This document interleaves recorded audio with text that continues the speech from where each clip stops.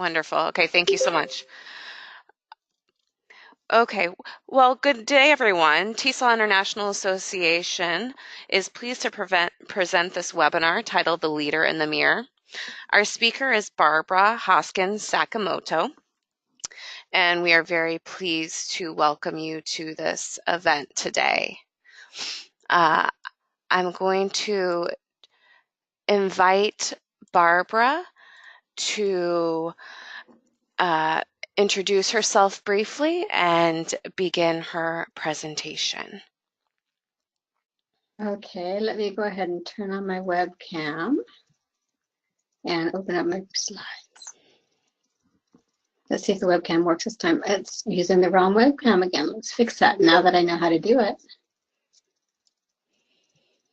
So you get my whole picture.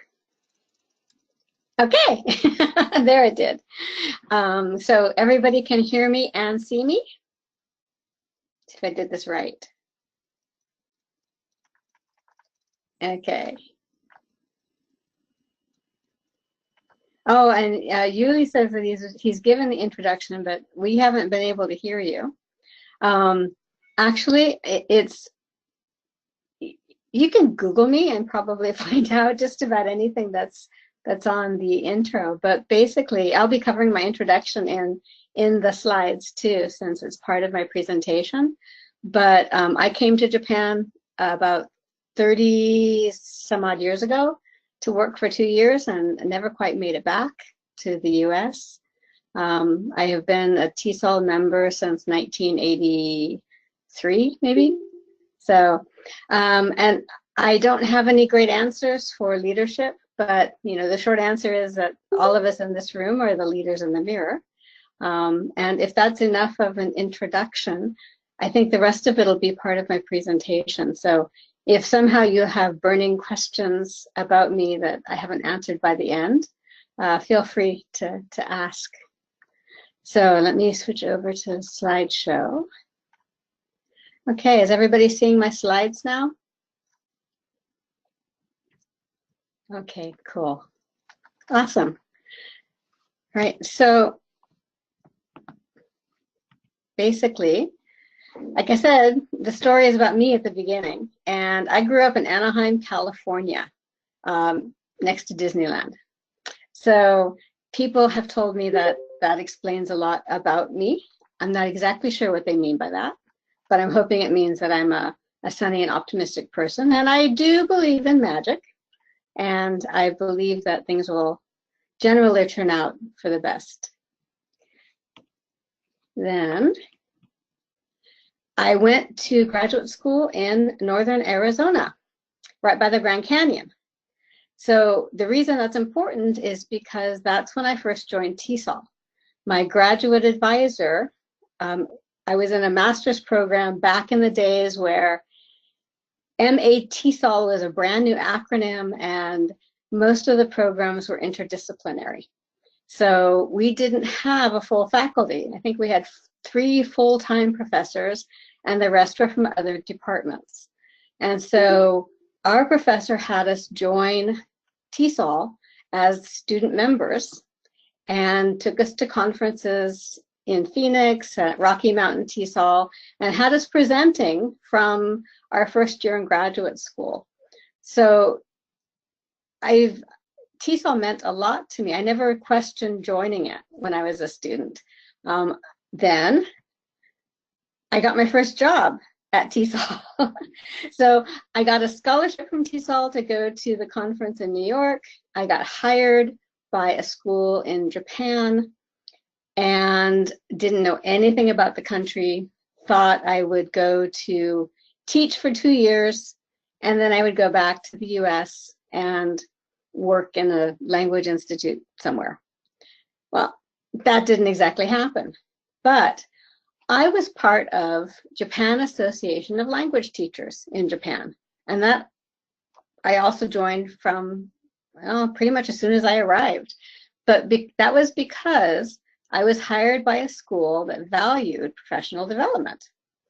And so the JALT meetings were at our school, and the owner gave everybody time to go to these meetings, and they encouraged us to present. And I assumed that all school owners were just as supportive as the one I was working for. I have since learned that that's not the case. But again, back in those days, I don't know how many of you are old enough to remember this, but back in 1985 and 86, if you didn't belong to a TESOL affiliate or an IATEFL affiliate, you didn't have a chance to connect with teachers. If you were a foreign teacher living in Japan, the only way to connect with other foreign teachers was JALT. And I specify foreign teachers because there were Japanese language teacher associations then, just as there are now. But if you wanted to connect using English, it was JALT. And there was no internet, there were no Facebook groups. The only collaboration and professional development happened at chapter meetings and at the international conference. So it was a very different world than the world that you are in now. So basically, I took my brand new spanking master's diploma and came to Japan for 2 years. I taught, I got married, I had a kid, I started writing books.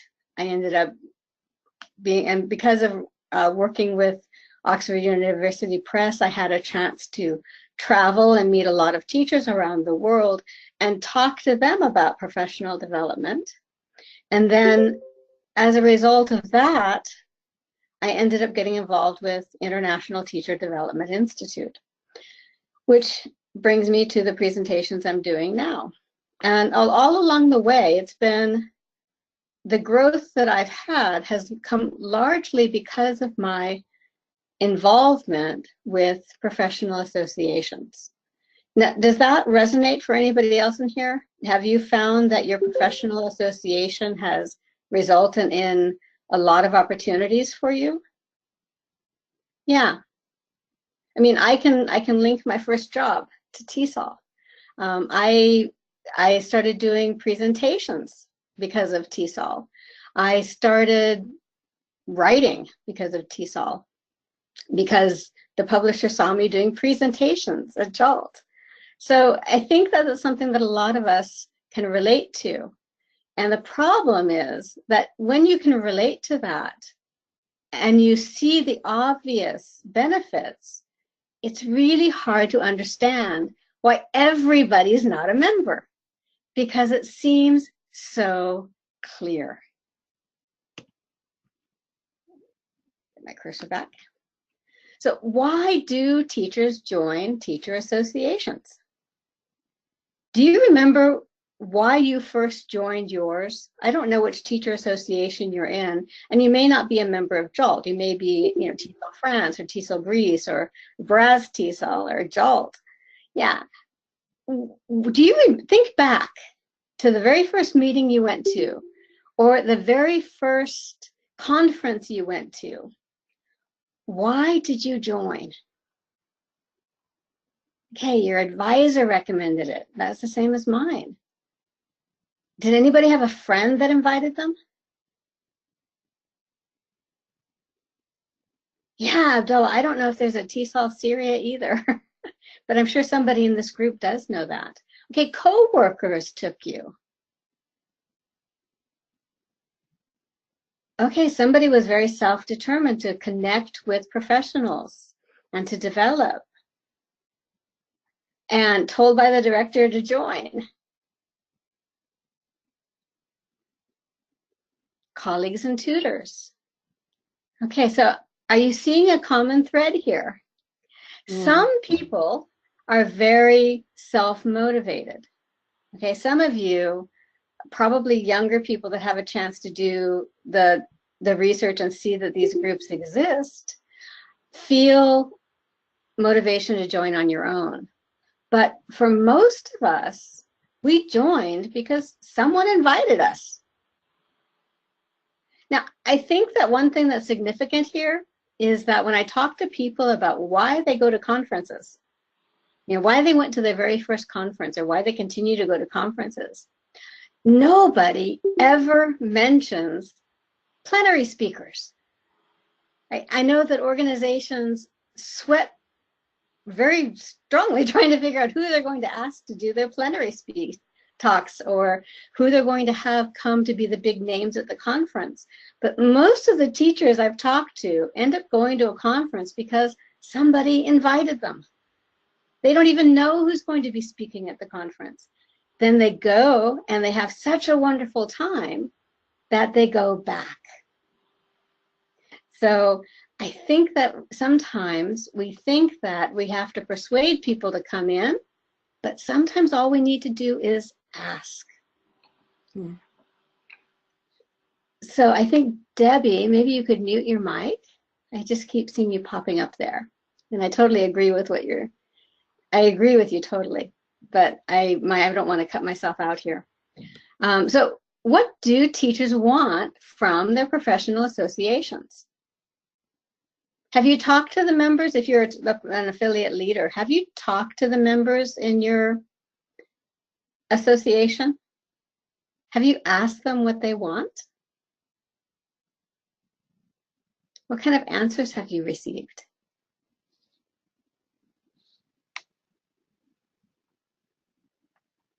Yeah, they want opportunities to connect. Well, professional development, they want to be part of a bigger group. Okay, they want to be part of a community of practice. They want to network. They want to have fun, absolutely. They want tips for classroom practice. They want not to be isolated.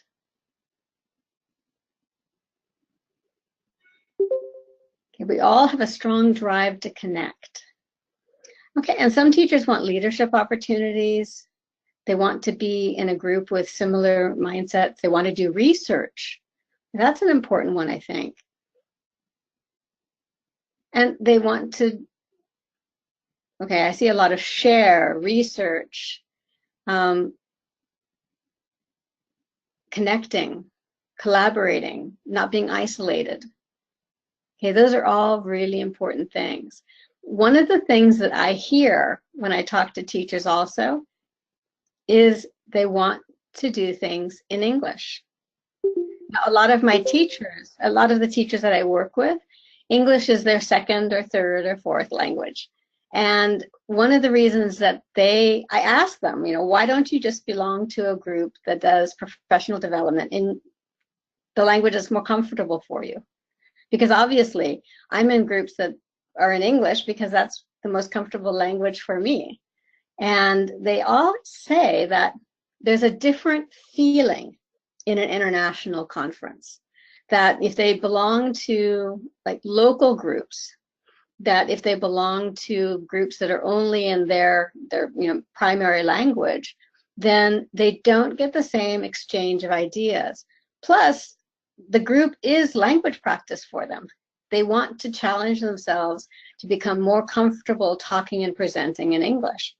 And I thought that was a really good reason, because it was not one that, obviously that I thought about. Camaraderie, those are all really great reasons. All right, so that might be what teachers want.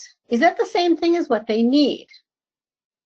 So in our profession, we've got several different levels of teachers, right? And so at the top, my hand over here, at the top, we have university professors probably.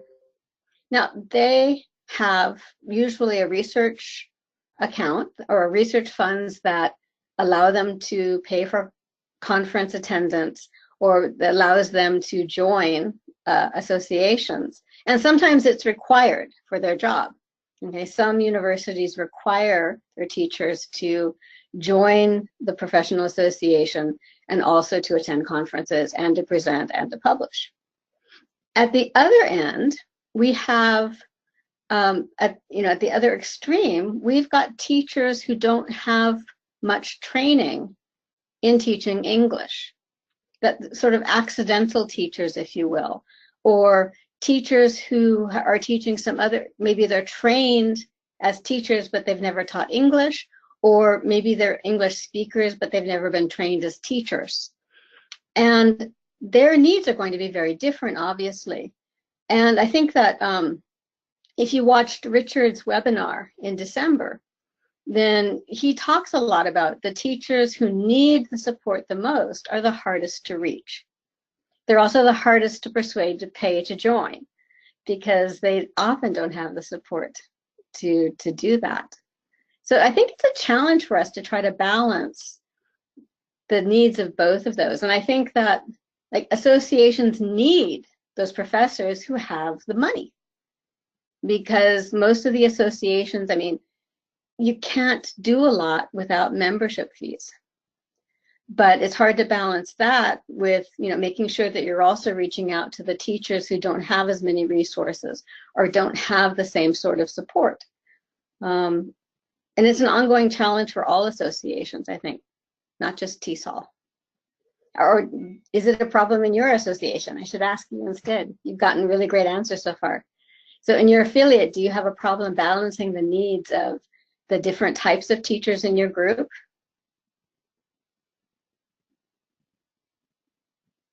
Yeah. Yeah, I really recommend if you didn't see Richard's webinar that you go back and watch that. So I think that that's a real challenge. And I think that Richard showed some excellent ideas of what they did in Rwanda to try to meet the needs of the teachers that were very hard to reach. Okay, and then Karen says that her group has very much lower fees for some teachers. I'll put a link in for Richard's webinar. I've got one copied here and that you can, and I think that Valerie will send it out again. But yeah, I think like the affiliate that I belong to, Japan Association of Language Teachers, has a teaching children's SIG, like a lot of associations do. And they noticed that we weren't getting that many children's teachers attending conferences, partly because a lot of the presentations weren't relevant to them. If you're teaching kindergarten, you may not want to watch a session on using augmented reality in the classroom. So they started Adult Junior, where the registration fee is less than half of the regular conference. And then they are able to attend Adult Junior presentations and the plenaries and the book exhibits. And so the Adult Junior presentations are the ones that they want to watch anyway. So over the course of 2 days, it's like a conference within a conference. So everybody can attend the Adult Junior presentations, but the teachers who register for Adult Junior can only watch the children's presentations. But there's still like 70 sessions to choose from and a wide variety of presenters. And it has helped to bring in teachers of children because they know that they'll have a dedicated location in the conference. They will have presenters that are talking about things that are interesting to them for classroom, practical application, and they can afford it. So I think it's, as far as I know, it's the only like full international conference for teachers of children. It's 2 days. The conference is 3 days. Adult Junior is 2 days because children's teachers really can't go on Mondays or Fridays. So they can go 1 day or they can go 2 days. If you go to the jalt.org website, you can see information about the Jalt Junior idea. And I think Elsa has a good question here about what % of professional development is university versus a university or school's budget. And I have absolutely no idea. So maybe somebody in the group might have the answer to that one, because I'm one of those teachers who doesn't work at a university. So I can relate to the teachers who have to pay out of pocket to go to these conferences. It's not an inexpensive thing to do. Oh, somebody's not muting. So yeah, it differs from university to university, I'm sure. And I know that some universities have better funding than others. Okay, so I talked to a teacher in Japan here who I asked her to go back and remember her first visit first time at an international conference. And I asked her, do you remember who got you to go? And she said, you did. You asked me to go to the conference. Don't you remember? So, and I remember, yeah, I did. And she has completely grown. I mean, she's an amazing teacher, but she didn't feel like she would belong at an international conference because she taught children. She didn't have confidence in her English, and she thought that the best teachers for children were teachers who spoke English as their first language. So it was very eye-opening for her to meet teachers who also didn't have English as their first language, and they were great teachers, and it gave her confidence to open her own school and to start doing international presentations and to become a leader in her own chapter. So it's great to see teachers growing, and all it takes at the start is somebody who believes in you and invites you to join. I talked about how things have changed since I was in my Sendai chapter JALT group back in 1985. Okay, back then, JALT was the place to go if you wanted professional development. Now, teachers have so many options. There are grassroots groups where the teachers, have a specific need they want to fill, and they gather together to fill that need, whether it's like owners of schools or teachers of children or teachers in a certain region, and they get together simply for that specific purpose. And it tends to be focused. It tends to be sort of limited, and you don't get a lot of international visitors at the meetings. Or you have own language teaching groups where teachers, for example, meet and talk about teaching English, but they talk about it in Portuguese, for example. Or you have online teacher groups. Some of them are very loosely structured Facebook groups that are just people sharing links, and others are a bit more organized.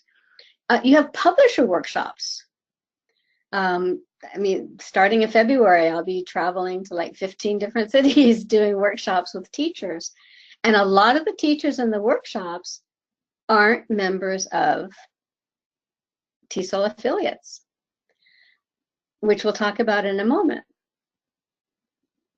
You have Twitter chats, you have Facebook chats, you have free teacher groups. One of the best free training is through TESOL Electric Village Online. And that starts, I think, tomorrow. The link is there and you can still sign up. And that's how I started connecting with teachers online. Is I participated in a TESOL Evo session in 2008, I think. And I'll look forward to seeing you in Osaka too. And the thing is that because there's so many options here, it could look a little disheartening because there's no reason teachers have to join TESOL to get professional development. When I was a young teacher, you pretty much had to. It was either in your teacher's lounge at your school, or in your affiliate chapter meeting, or at a conference. And that was it. Well, now teachers are spoiled for choice. There is so much there. So I know that sometimes when I talk to people who are active in affiliates or in international, in the bigger organizations, there's a sense that these groups take away from membership, that teachers might be choosing to join one of these groups instead of joining TESOL, for example. And I don't really think that that's the case. I think that these are sort of feeder groups to get teachers ready to want to join the professional organization. Richard talks about getting teachers to be responsible and to own their own professional development. And I think that these free groups or these free workshops from publishers are places where teachers first discover professional development and they develop an awareness of it, which makes them ready for that invitation to join the group they have to pay for. At least that's what I'm beginning to get a feeling that that's how it works. So I don't know that, it seems to me that it's very hard to persuade anybody to join by pushing or by trying to persuade them of all the benefits. But it seems more that we need to help teachers grow their awareness of professional development and make it obvious that we're members of the international organization or we're members of the affiliate. And as teachers connect with us, then they start seeing the benefits of belonging to the larger group and the benefits of paying for membership. There's nothing quite that replaces being able to say, I'm a TESOL member or I'm a JOLT member. It's a level of ownership of my profession, if you will, that I'm willing to invest in my own professional development. But I think that it is something that teachers grow into. You know, a lot of them don't start there. But I don't think that, you know, TESOL is not a used car. We can't sit down with teachers and say, well, these are the benefits that you're going to get by joining, because a lot of teachers aren't ready for those benefits. They're not ready to be able to take advantage of those benefits. And so there's a step before that where we support teachers in beginning to own their own professional development and beginning to connect with other teachers. And then they're ready to hear. So that if you say, hey, I'm going to, you know, why don't you present with me at TESOL? Or why don't you present with me at the JOLT conference next year? Or why don't you come with me? Then they're more open to hearing it at that point, I think. At least that's the sense that I've gotten from teachers. Not scientific. So this is the group that I work with now, International Teacher Development Institute. We are not a teacher association. However, we have a lot of members. And it's kind of interesting because we started out with an idea of providing accessible and affordable and safe and simple professional development, high quality. So the idea was very high quality professional development that teachers anywhere with a computer could access and they could afford. And we operate from the principles that every teacher matters, every teacher deserves respect, every teacher deserves an equal chance to improve, and every teacher has something to learn and something to share. Sounds pretty simple, right? It's kind of a no-brainer. And yet what we found was that teachers started approaching us. You know, we offer online professional development for teachers. And teachers started asking us, how do I join ITDI? How do I become a member? And I said, well, do you believe in these principles? I said, yes. Okay, you're a member. And so we're a very loose association. And yet you'll meet teachers around the world who will identify themselves as being affiliated with ITDI. Thank you, Judy. And so ITDI has had Judy join the global community and organizations. And so we've also found that we're kind of a gateway group too, because we get teachers who don't belong to any group because they don't have the access or they haven't been aware. And teachers will invite them to come, you know, join them with an ITDI because we have safe communities. Right? Everybody's teachers. most of our, you'll have a mixture of well-known people and teachers working in the same online course. And so teachers will ask, can we use your affiliation at a conference? And it's, yeah, sure. Or would you like to represent us at a conference? And it's like, oh, yes, I'd love to. And I get emails from teachers saying, ITDI was the first group that ever cared about me.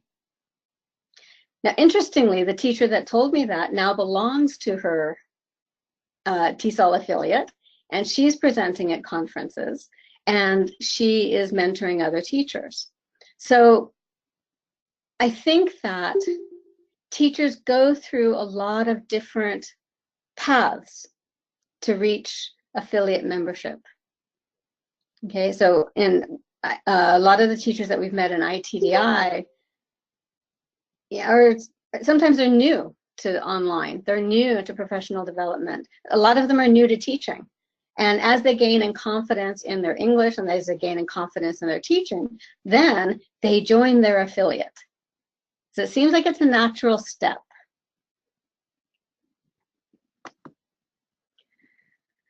So Nina Septima is a teacher in Indonesia who wrote a chapter with two other people for a new book that just came out, The Role of Language Teacher Associations in Professional Development. And she was one of the teachers that also came through ITDI. And this is how people asked how you get volunteers to become leaders. And in one of the questions that was sent to me. And one of the things that we did was we just asked. We saw Nina online and Nina was doing amazing things. And so we said, Nina, would you be a mentor? You're awesome. You're really good with other teachers and they'll be able to relate to you and you can help them become better teachers. And Nina said, I don't know that I can do that. And so she didn't say yes at first. But we said, well, what are you nervous about? It's like, well, I don't think that I have the skills to do that. So we said, well, we'll support you. We'll help you be able to do this because we think you'll be awesome. So the invitation followed by support, right? Was it Bob Stilger that said that communities are full of people who are just waiting to be asked? They're full of leaders waiting to be asked. And we really have found that that's true, that when you ask a teacher to take a leadership role and promise to support them so that they're not stuck doing it by themselves and unsure of themselves, they're more likely to say yes and surprise you with how amazing they are. Or write chapters in books. Okay, one of the images that I use a lot in talking about professional development is an iceberg. So tell me why I'm showing you a picture of an iceberg to talk about professional development. And then tonight, talking specifically about membership in teacher associations.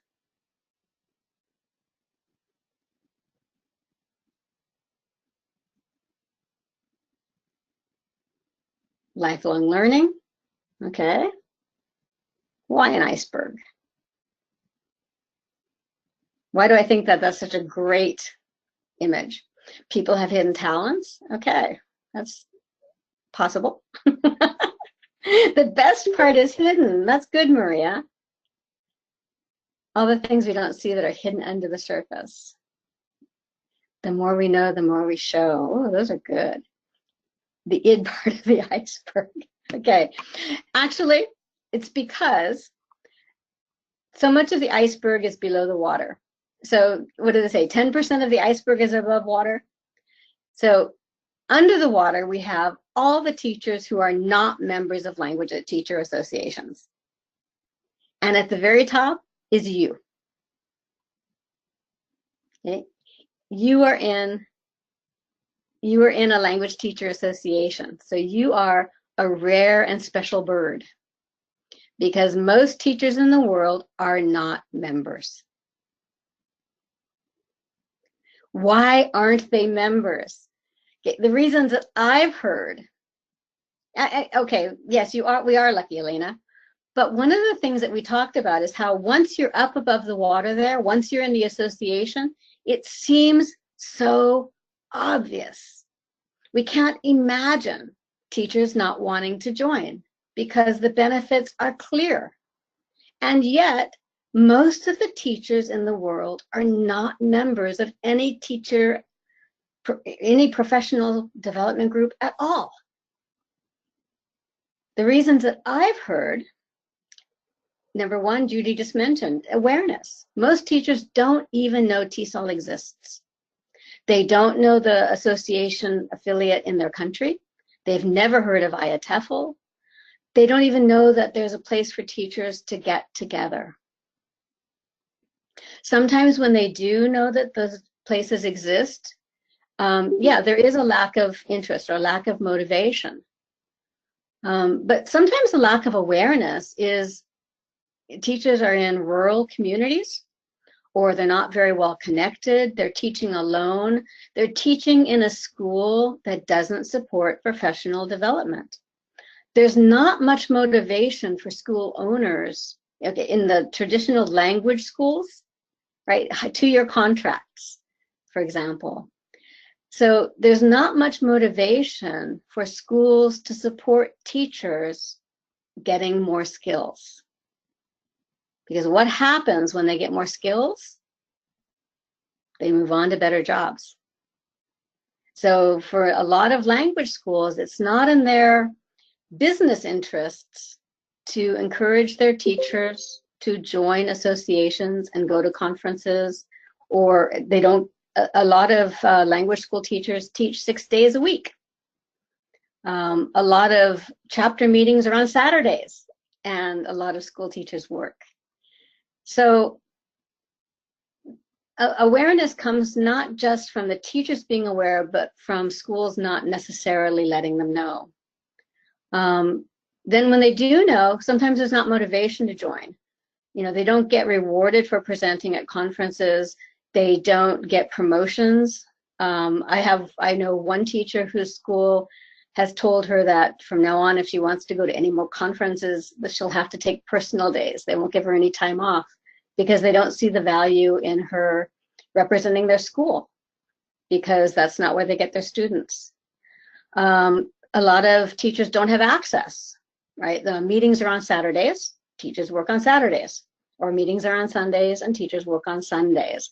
Or the conference is in a big city and it's going to cost hundreds of dollars just to get there, or thousands of dollars if you want to go to TESOL. And yeah, it's not just Argentina, actually, Mariana. It's in every country I have ever worked with teachers. So if, let's say, an average teacher salary in Indonesia, for example, at a language school might be $200 a month. And that's not a bad salary. I've met teachers from Nepal that get $100 a month, and I know teachers in Venezuela that are getting like $50. So it's not reasonable to expect teachers to pay $200 to be members of a group when their salaries are so low. Now, TESOL, I think, is wonderful with their global membership and lower prices for teachers from developing countries. It's one of the few groups I know that offers that, and I think it's great. So money is another issue. And a lot of teachers don't have credit cards, which is kind of hard to pay for stuff online if you don't have a credit card. And then if they do join, there's not support. Like the teachers I know who join an association and then quit are often the teachers who are talked into joining, and then they wait for something to happen. They wait for the benefits to start. And then when the benefits don't start, they don't join again. Right? If that makes sense. Okay, so those are the reasons that I've heard. And this is the webinar that I was talking about. Richard's webinar last month. It was amazing. He's done so much work in Rwanda to help connect with teachers and help to get them to take ownership And it's a challenging context. So I'm thinking that if he can do it there, probably you can learn something from him for your own affiliate.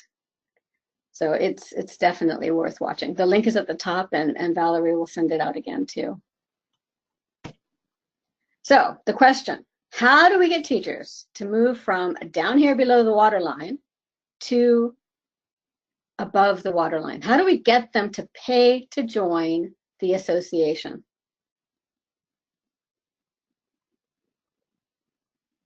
And I don't have a great answer.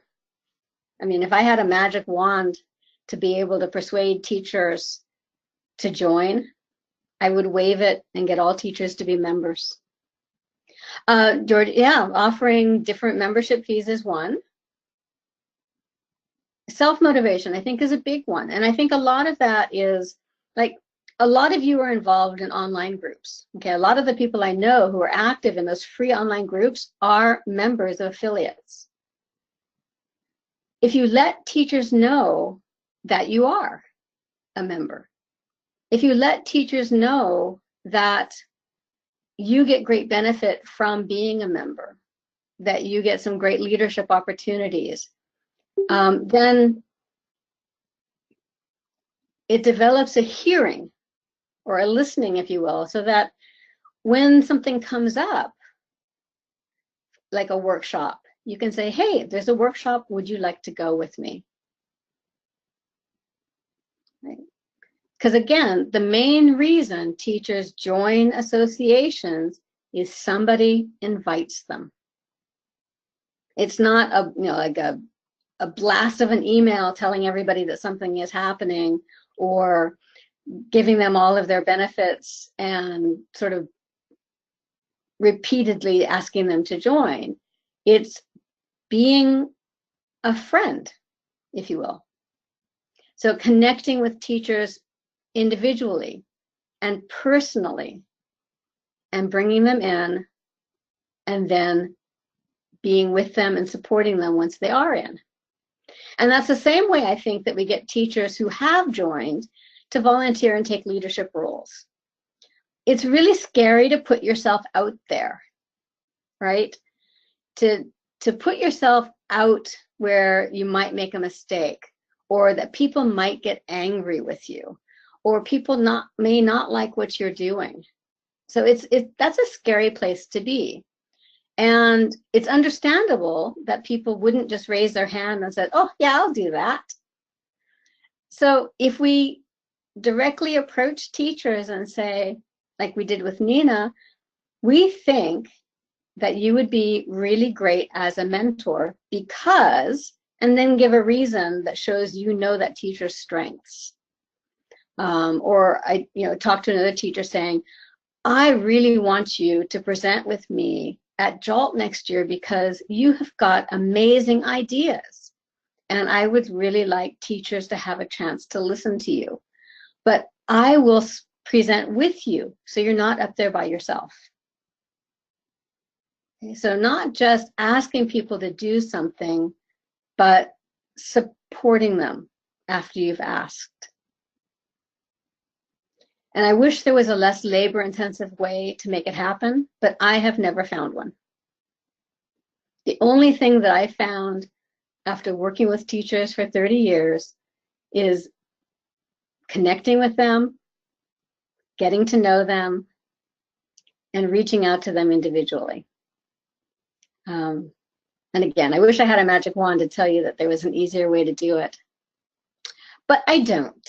And if you have one, an idea that works wonderfully, then please share it.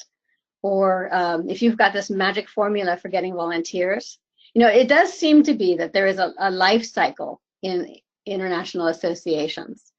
And part of, when things start, people are very motivated and very gung-ho, and everybody wants to do something in order to accomplish a common goal.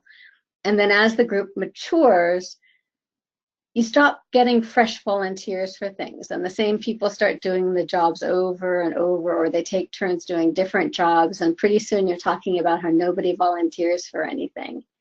And sometimes that's true, but sometimes it's also that people stopped asking. Not just saying anybody want to volunteer, but specifically asking, we think you would be really good at this. So in order to help teachers get up that mountain, whether it is joining the association or whether it is becoming a leader, okay, I think the steps are pretty much the same. We invite individual teachers. After we invite them in, we support them. We just don't invite them and then we get their money and we're gone. We believe in them. Okay, we believe that they can be better teachers. We believe that they matter. We believe that they can make a difference in their own communities. And we believe that they're worth investing in with our time and our association resources. And we acknowledge what they already know. We acknowledge what they can do. I often meet teachers who don't think that they have much to offer, or when they're in groups in our courses, they think that they need an expert to tell them, you know, how to be better. But I remind them that nobody knows their students as well as they do. They already start with one thing that we don't know, because we don't know their context, we don't know their students, we don't know the challenges they face in their own community. You know, some teachers are working 4 jobs, 4 different schools at least, trying to make ends meet because they're the main breadwinner in their family, because times are tough in a lot of countries. Some teachers are supporting large families. Some teachers are doing the very best they can just to get through their weeks.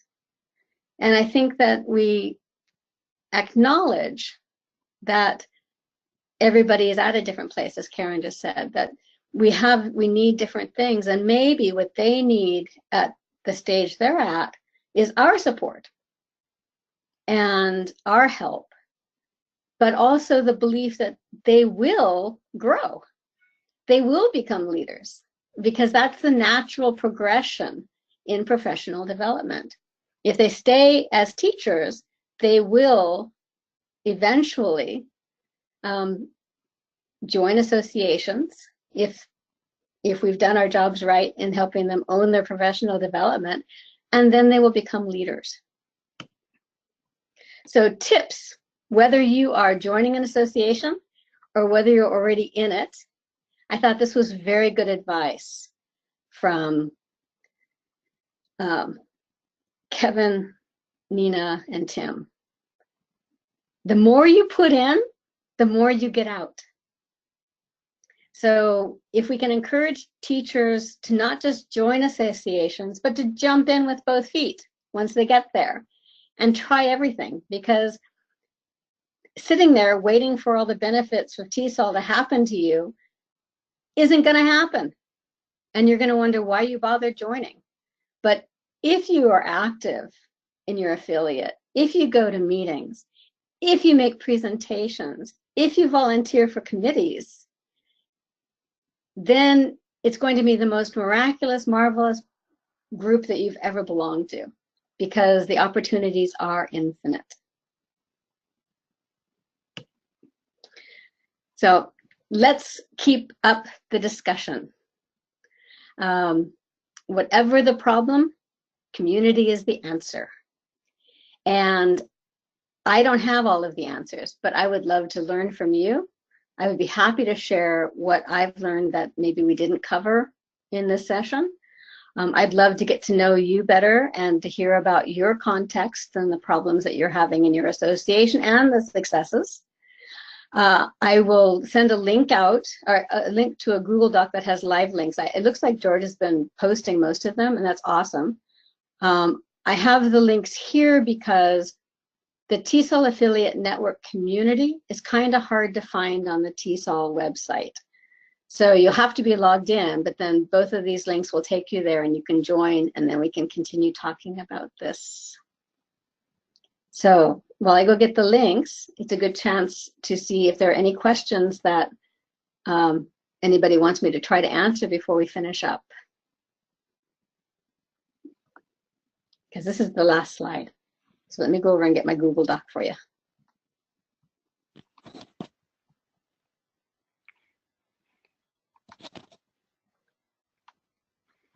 Okay, so there's the link. And all the links are there.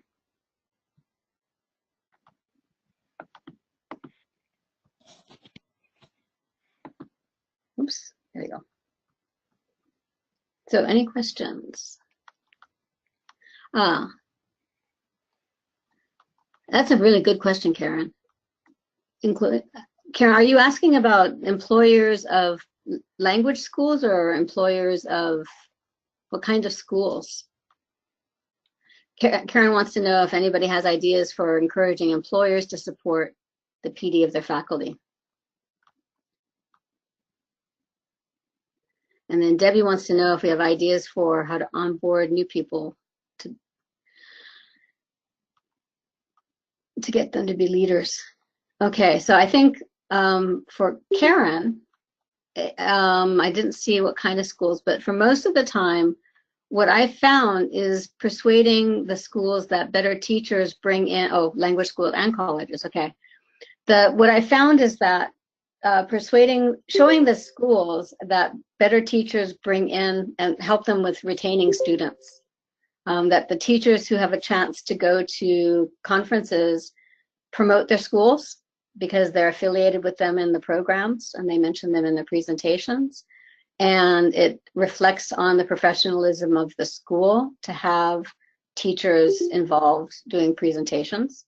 And then also to that better skills, even if they end up losing some teachers because they have, more skills and they can get better jobs, it encourages the schools to maybe pay them more to retain them. And so it's a win-win eventually. But I think student retention and promoting the prestige of the school are two that have had some success. And Debbie, about getting people to become positions of leadership. I know that one of the things JALT has tried is shadowing. Teachers don't really want to volunteer to take a committee role because they're afraid it's going to be too much work. So they have tried to start something where they have somebody shadowing, either the new person is the leader and somebody with experience is the shadow, making sure that there's a mentor, like a master teacher, if you will, supporting them in their work, or to let them be teams. Thank you, George. So, but if I have more, I think there's probably people in this group that have better ideas about that than I do, and hopefully they'll share them in the group.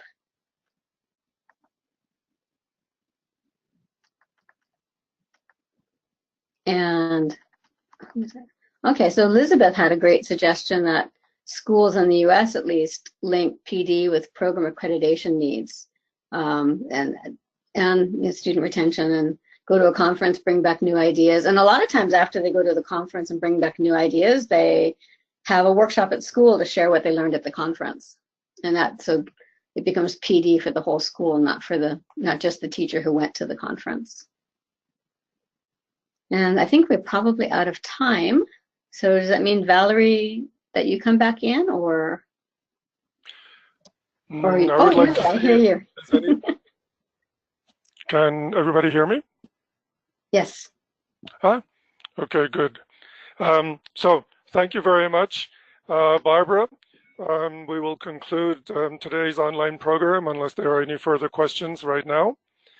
Barbara has also seen the questions that were submitted before the session started, and those will be addressed also during the online discussions, hopefully in the TESOL network community that Barbara mentioned before. Actually, Yuli, sorry to interrupt, but I answered those questions in the presentation. Okay, good. Okay, thank you. Okay. Mm-hmm. So today's presentation was titled "The Leader in the Mirror," and we would like to give Barbara Hoskins Sakamoto special thanks for taking the time for her, which I believe is late at night, to participate in this webinar. We would also like to thank Valerie Novick at the TESOL headquarters in Alexandria, Virginia, for putting the webinar together, the logistics. And we hope to see you all at the next webinar, which will be in approximately 3 weeks on February 2nd. Rosa Aronson will be presenting the power of collaboration among ELT associations. Thank you very much to everyone. And this concludes the program. You may now disconnect.